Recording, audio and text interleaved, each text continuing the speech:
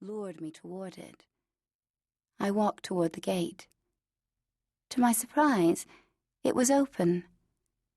The thick, bronze-sheathed doors were gaping wide, and beyond them, the path up to the citadel lay broad and beckoning. I passed through the usually guarded gate and did not ask myself why there were no guards, no soldiers. Once inside, I found it was quiet. No sound of groaning wagons, no laughter, no voices at all. I kept walking up toward the citadel, that cluster of palaces and temples crowning the top of Troy. I could see its glimmer in the distance, its white stone beckoning like a goddess. It was utterly deserted, and now I began to listen for the echoes in the empty houses as I passed. Where had the people gone? I was seeking the citadel, where all my people would be. Priam and Hecuba would be in their palace, Hector and Andromache in theirs, the many sons and daughters of Priam and Hecuba in their own quarters, behind the royal palace, 50 sons and 12 daughters, each with his or her own home. And between the temple of Athena and the palace of Hector would be mine and Paris's, standing high and proud.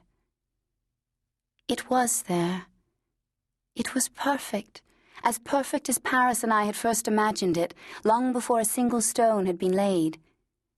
When we had lain together on our fragrant bed and amused ourselves, imagining our perfect palace, here it was. As it never was. The stones had not been exactly like this. No, we could not get the red ones from Phrygia, and had had to substitute darker ones from Lesbos. Yet here were the red ones, mortared and in place. For an instant, I was puzzled by this and stood staring at it. No, it was not like this, except in our minds, I murmured, as if the stones would shimmer and rearrange themselves at my words. Yet they stubbornly remained as they were. I shrugged. No matter. I entered the palace and made my way across the wide megaron and then up the stairs into the most private of our quarters, the rooms where Paris and I withdrew when the business of the day at last closed and we could be alone. My footfalls echoed. Why was it so empty? It was as if a spell had seized it. Nothing stirred. No voice made itself heard. I stood at the threshold of the chamber. Paris must be in there. He was waiting for me. He had returned from the fields, from exercising the wilder horses as he loved to do, and would now be taking a cup of wine and rubbing a bruise or two from today's work. He would look up and say, "Helen, the white horse I told you about." Resolutely, I pushed the doors open.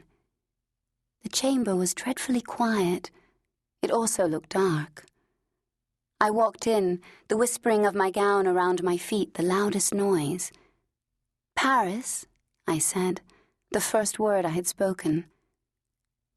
In stories, people are turned to stone, but here they had vanished. I turned and turned, seeking someone in the rooms, but there was nothing. The shell of Troy remained, her palaces and walls and streets, but she'd been stripped of what truly made her great, her people. And Paris, where are you, Paris? If you are not here in our home, where are you? I saw sunlight and was thankful that someone had thrown the shutters open.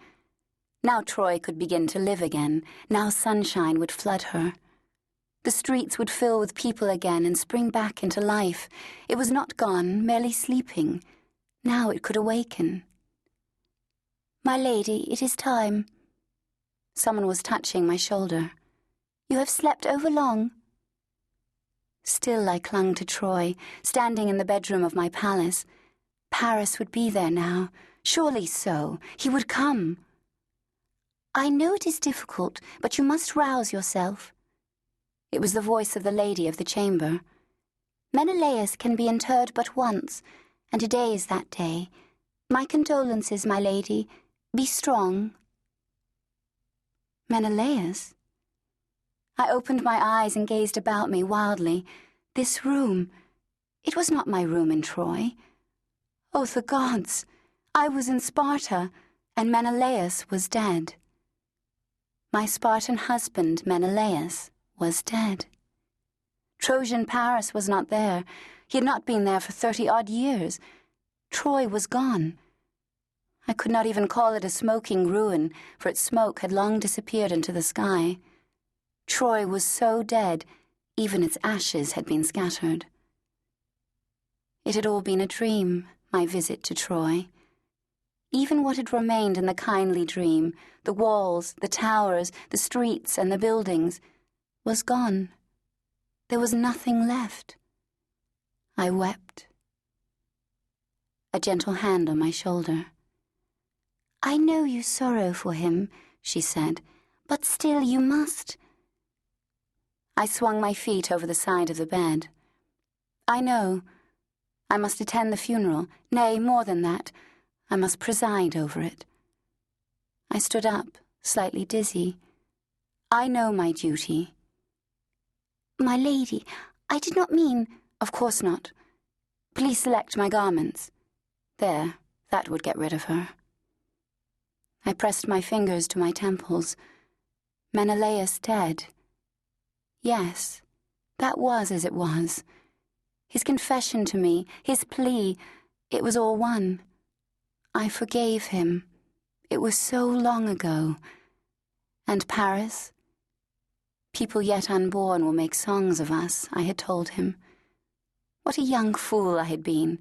He had vanished. He was nowhere in my dream, and I knew it now, for a dream. Paris and I were no more.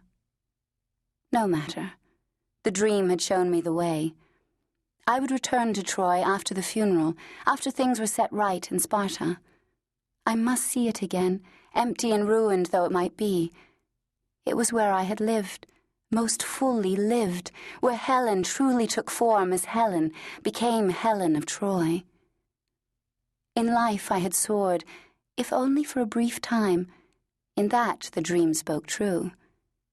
Once there was a Helen, and she had lived most fully in Troy. Make of that what you will. In my time, I called forth hatred, war, and death. I was said to be the woman with a wreath of bronze swords framing her face, rather than flowers. Yet that was never my doing, never my intention.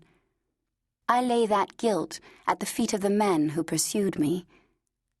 I speak of Helen as if you knew, but who is Helen? Listen, and I shall tell you. Hold your breath, and you will hear her speak. Part 1. Sparta. Chapter 1. Helen.